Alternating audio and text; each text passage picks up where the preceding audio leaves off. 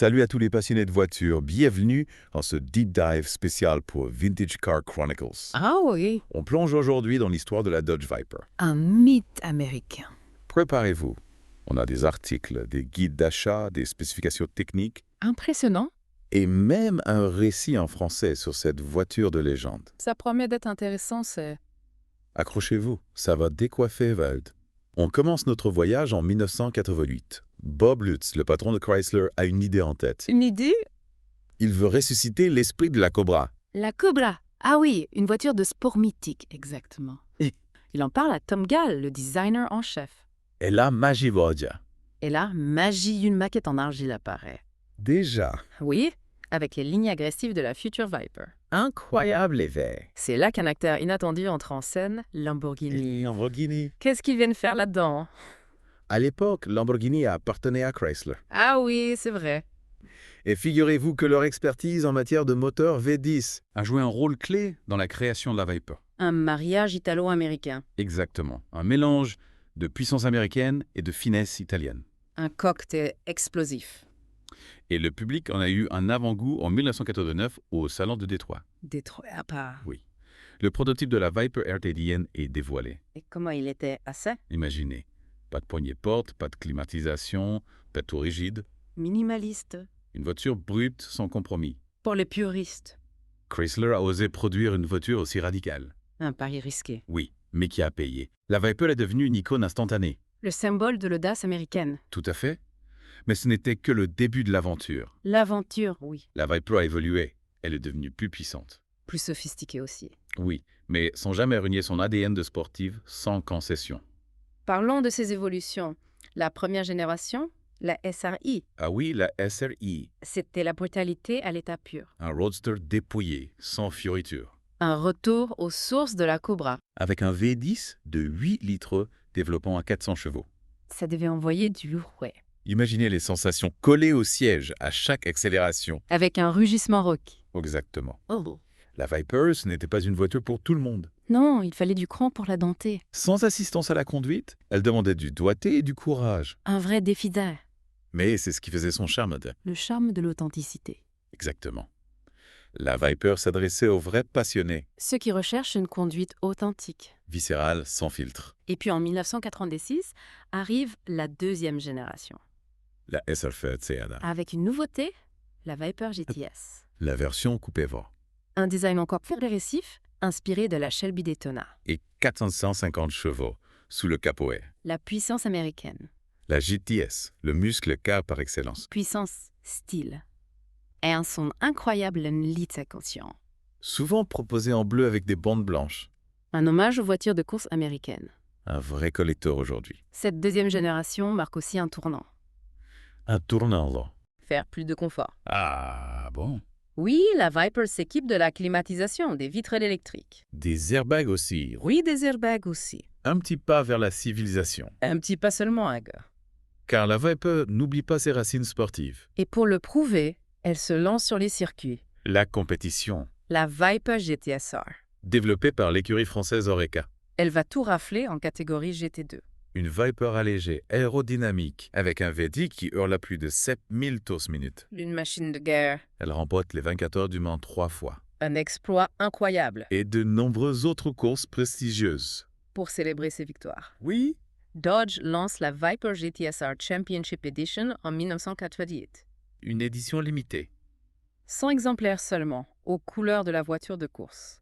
Un objet de collection aujourd'hui. Très recherché par les passionnés. La preuve que la Viper, c'est bien plus qu'une brute épaisse. Elle a aussi du talent sur circuit. Mais l'histoire de la Viper est loin d'être terminée. On en reparle dans la deuxième partie de ce deep dive. On explorera les générations suivantes. Encore plus puissante, encore plus sophistiquée. Et on parlera aussi des conseils pour ceux qui veulent acheter une Viper. À bientôt. Bon, on reprend notre exploration de la Dodge Viper, Exactement, on l'avait laissé au sommet de sa gloire avec ses victoires sur circuit. mais cette bête de course avait encore beaucoup à offrir. Ah oui, c'est sûr. En 2003, Dodge dévoile la troisième génération, la ZD, à la fameuse Viper SRT10, un nouveau look. Ah, la SRT-D, une vraie beauté sauvage. Plus acéré, plus moderne. Mais on reconnaît tout de suite l'ADN de la Viper. Bien sûr, l'âme de la supercar américaine.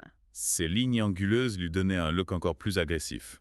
On dirait qu'elle est prête à bondir. Exactement. Et sous les capots, À la V10. il rugissait de plus belle. 8,3 litres de cylindrée, 500 chevaux. 500 chevaux, imaginez la puissance. Comme avoir 5 petites voitures compactes dans un seul moteur. C'est ça de quoi décoller comme une fusée. Et pour les amateurs de sensations fortes, il y avait le pack Mamba. Ah oui, avec l'intérieur noir et les surpiqûres rouges. Une touche de sportivité en plus. En 2006, la version coupée fait son grand retour, la SRT 10 coupée.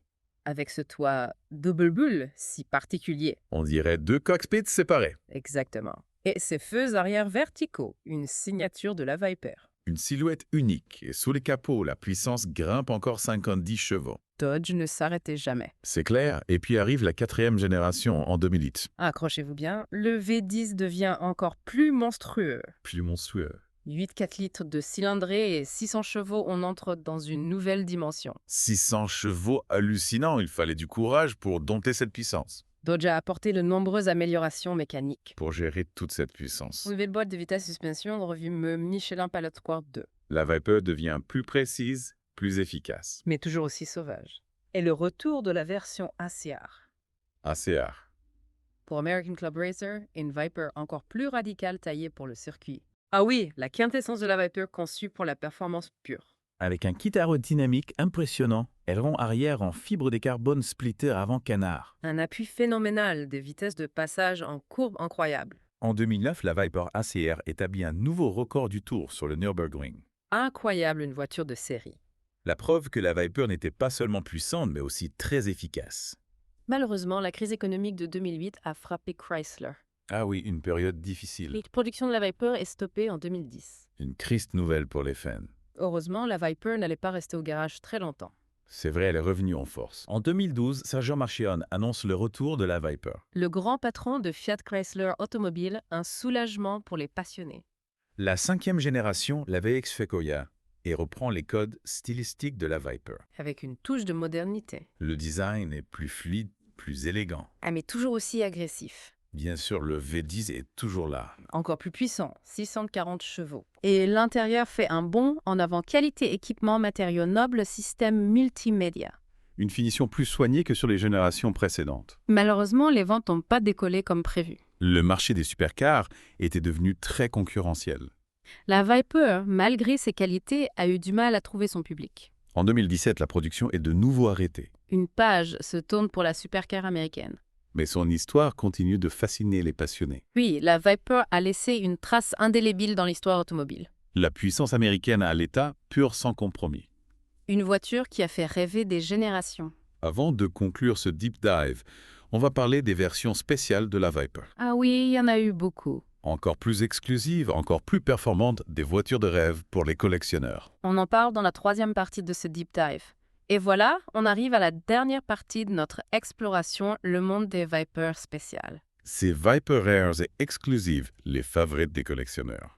Exactement, il a parlé de la compétition, mais il y a eu tellement d'éditions limitées. Prenons la ACR par exemple. La CRW. American Club Racer, elle est apparue en 1989 avec la 2e génération, la SRT. Ah oui, je me souviens. Une Viper allégée suspension sport et un arrière massif. Déjà, à l'époque, Dodge ne plaisantait pas. C'était la Viper à l'état pur, une bête de circuit. Homologuée pour la route, et elle est revenue en force en 2008. Avec la 4e génération encore plus extrême, des pneus Michelin Pilot Sport Cup, des freins énormes, un kit aérodynamique incroyable, Elle collait à la route, littéralement. 450 kg d'appui à 240 km. Et les chronos impressionnants records du Tour sur le Nürburgring en 2009. Un exploit, et puis il y a eu la version TRX. SRX. Encore plus radicale uniquement pour la piste, une machine de performance pure, sans compromis. 640 chevaux, Hmm. un poids plume des appendices aérodynamiques incroyable. Pour les pilotes expérimentés. Et qui dit Viper dit édition spéciale comme la GT2 Champion Édition de 1988. Ah oui,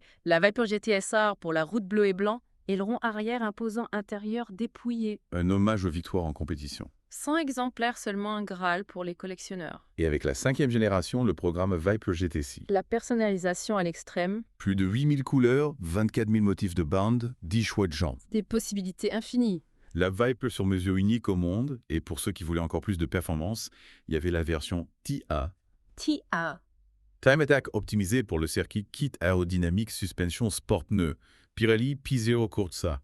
Un nouveau record du Tour sur le circuit de Laguna Seca en 2013. La Viper a aussi inspiré d'autres voitures exceptionnelles. Ah bon? Par exemple, Alfa Romeo TZ3 Stradale, un coupé italien avec un moteur de Viper. Le style italien et la puissance américaine. Incroyable. Et il y a aussi la Bristol Fighter, une sportive anglaise. Et la Devon GTX, un prototype américain. La Viper, plus qu'une voiture, un symbole, une légende.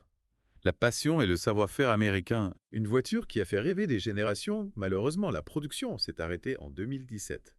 Une page se tourne. Mais son histoire continue de nous fasciner. Qui sait, peut-être qu'un jour la Viper renaîtra. On peut rêver pour nos amis de Vintage Car Chronicles. Si vous voulez acheter une Viper, faites attention. Certaines éditions sont très rares et très chères. L'entretien peut être coûteux et la conduite demande de l'expérience. Mais si vous êtes prêt, la Viper vous offrira des sensations uniques. C'est une voiture qui ne laisse personne indifférent. Voilà, c'est la fin de notre deep dive sur la Dodge Viper. On espère que vous avez apprécié ce voyage.